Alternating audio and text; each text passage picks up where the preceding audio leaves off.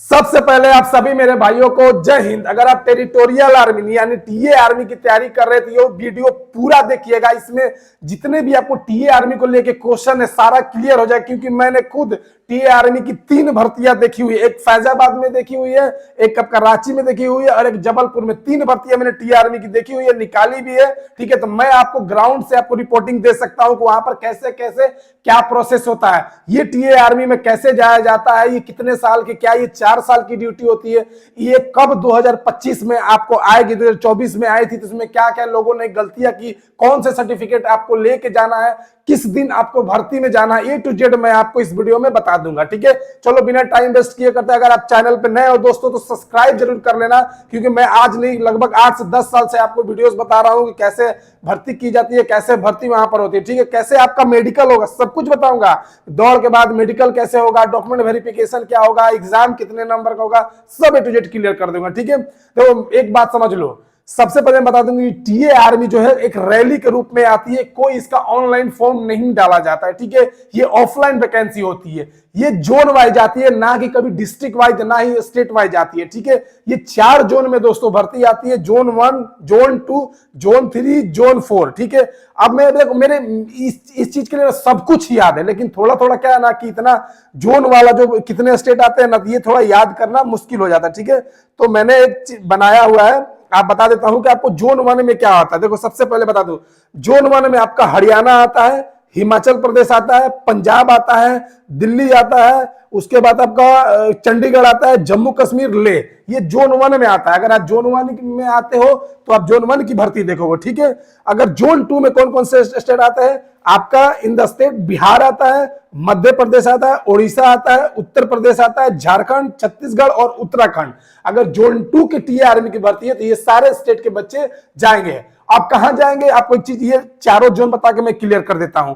Zone 3 की अगर बात करें दोस्तों तो ये असम आता है, मेघालय आता है, मणिपुर आता है, त्रिपुरा आता है, नागालैंड, सिक्किम, वेस्ट बंगाल और आपका अंडमान निकोबार आइलैंड और ये मिजोरम और अरुणाचल प्रदेश। ठीक है, ये सारे जो होते हैं जोन 3 में आते हैं। ठीक है, अब जोन 4 की बात करें दोस्तों तो जोन 4 में आप कहा जाएगा आंध्र प्रदेश, गुजरात, केरला, तमिलनाडु, महाराष्ट्र, कर्नाटका, राजस्थान, तेलंगाना, गोवा और ये जो भी है आपका दादर नगर हवेली, दमन एंड दीव, लक्षद्वीप, पांडुचेरी। ठीक है, ये आपका जोन 4 में आता है। ठीक है, अब मैं आपको एक चीज बता देता हूं, अब कैसे पता चलेगा कि जोन 1 वाले कहां भर्ती देखने जाए, जोन 2 वाले कहां भर्ती देखने जाए, जोन 3 वाले, जोन 4 वाले कहां पर भर्ती देखने जाए, आपको मैं बता देता हूं। अगर आप बिगिनर है या पुराने है, फिर भी ये दोनों पूरा वीडियो देखना, आप दोनों के लिए ज्यादा ये उपयोगी है।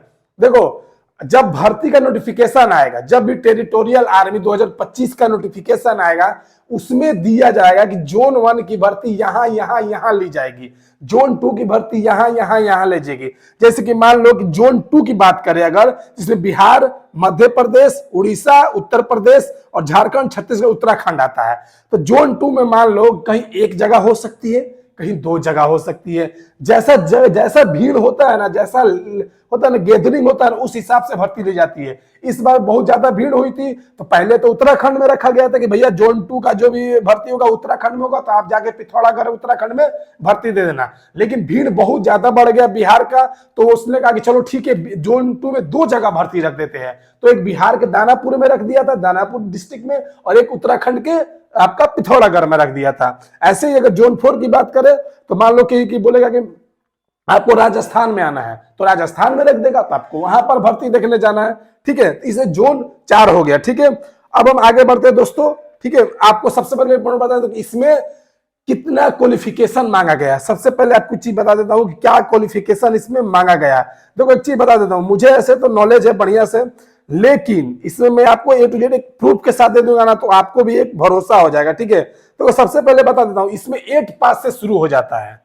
ठीक है, एक चीज बता देता हूं आपको, इसमें 8 पास से शुरू हो जाता है। अगर आप 8वीं पास है तो आप 8वीं पास से लेके 10वीं 12वीं जो भी पास है आप जाके वो लेके जा सकते हैं। देखो 10वीं वाले तो समझ में आता है कि सर मेरे पास सर्टिफिकेट हम लेके चल जाएंगे, 12वीं वाले जो 12th पास किए उनको भी समझ में आता है कि सर 12th पास है, मैं अपना सर्टिफिकेट मार्कशीट लेके चला जाऊंगा। लेकिन सबसे इंपॉर्टेंट बात आपको बताता हूं, जो 8 पास है, 8वीं है, वो क्या करेंगे, तो आपको भैया मैं बता देता हूं। देखो मैंने बोला छोटा छोटा पॉइंट बताता हूं। लोग बोल देंगे जो टीए आर्मी है इसके बारे में बोल देंगे कि 8 पास हो चल जाओ, 10 पास हो चल जाओ, 12 पास हो चल जाओ, लेकिन 8 पास कैसे ले जाएगा, उसके पास तो कोई सर्टिफिकेट ही नहीं है।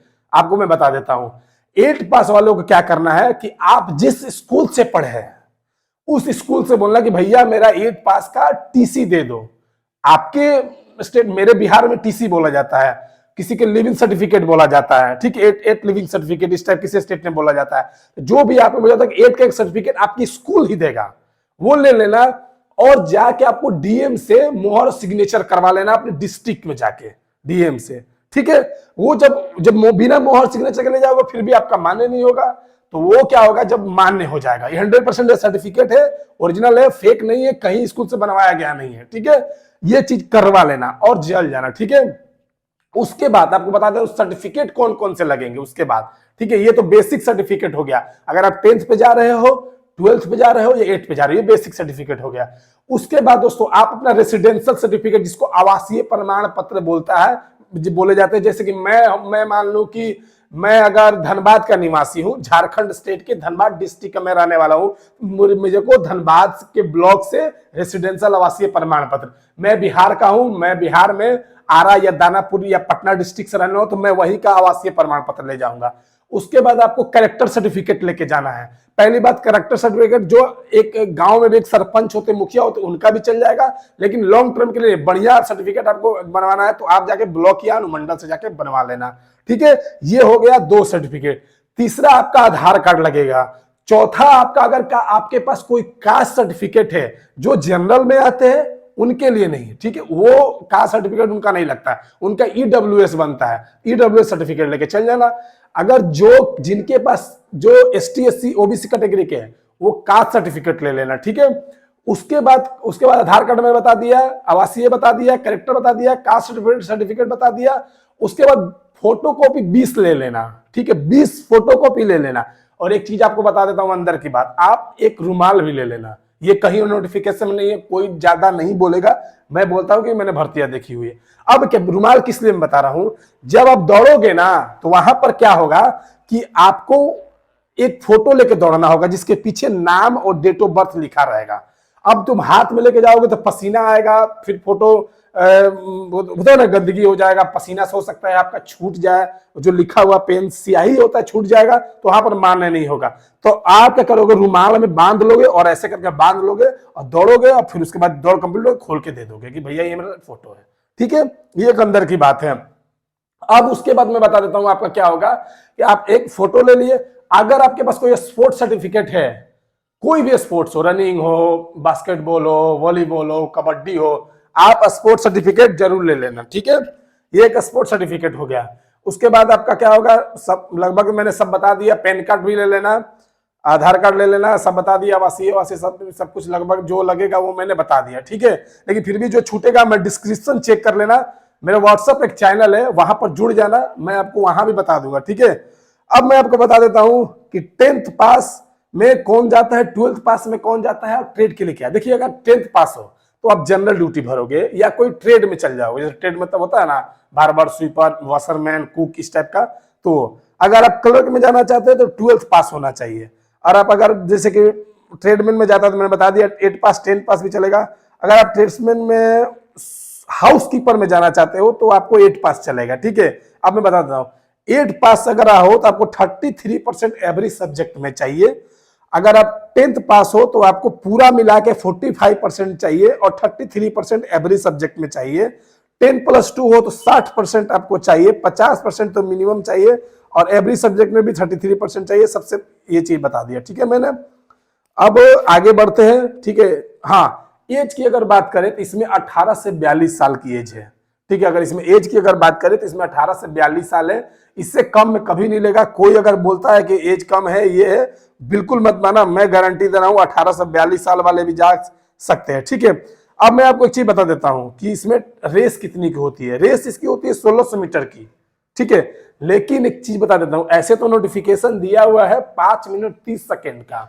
मैं अंदर की एक और बात बताता हूं, 5 मिनट 30 सेकेंड अगर आप सोच के जा रहे हो ना कि मेरा दौड़ है 5 मिनट 30 सेकेंड का और मुझे टेरिटोरियल आर्मी फिजिकल निकल जाएगा, तो मत जाना, ठीक है। मैं देखो, मैं बोलता ना, ओपनली बोलता हूं, चीजें सही बोलता हूं, अंधविश्वास में रख के हाँ भाई चल जाना वीडियो बनाने के लिए चल जाना, नहीं ऐसा नहीं होता है। वहां पर क्या होता है कि बैच लगता है, 300 400 200 जैसा भीड़ होता है उसके अनुसार वहां के जो कमांडेड ऑफिसर है, सीओ है, वो बैच बनाते हैं, ठीक है। अब क्या करेंगे वहां पर, जब बैच बनेगा आपका, तो वहां पर मान लो कि 200 का बैच बना, तो उनका टारगेट रहता है कि इसमें से 2 या 3 4 बच्चा लेना है। अब 2 3 4 बच्चा 5 मिनट में भी आ जाएगा तो उसको ले लेंगे, 4.5 मिनट में भी आ जाएगा ले लेंगे, 6 मिनट में भी आएगा तो ले लेंगे, टाइम का कोई वैल्यू नहीं है। अब मैं बता देता हूं, ये जो टाइम का जो एज ए नोटिफिकेशन मैं देख रहा हूं कि 18 से 30 साल का जो बच्चे हैं वो 5 मिनट 30 सेकंड के लिए, और जो 31 से 42 साल के बच्चे उनको 6 मिनट 16 सेकंड का टाइम दिया जाता है, ठीक है। अगर आप 6 मिनट 30 सेकंड में भी आते हो तो आपको 40 नंबर मिलेगा, फिजिकल नंबर भी मिलता है। 6 मिनट 30 सेकंड 15 सेकंड में आते हो तो 60 नंबर मिलेगा। 6:31 में आते हो 1 सेकंड में ऊपर होते हो तो फेल हो जाते हो, ठीक है। ये चीज, उसके बाद आपका क्या होता है, उसके बाद पुलअप्स होता है, जिग बैलेंस होता है, 90 डिच होता है, ये नॉर्मल है जो आपका फिजिकल क्राइटेरिया में लिया जाता है, ठीक है। आपको एक चीज बता देता हूं, हर जगह 4 चक्कर का नहीं होता। अगर आपको फैजाबाद में जाओगे तो वहां 3 चक्कर का ही ग्राउंड है, ठीक है। मैंने कल एक वीडियो बनाया तो मुझे याद नहीं आता, बाद में याद आया फैजाबाद है।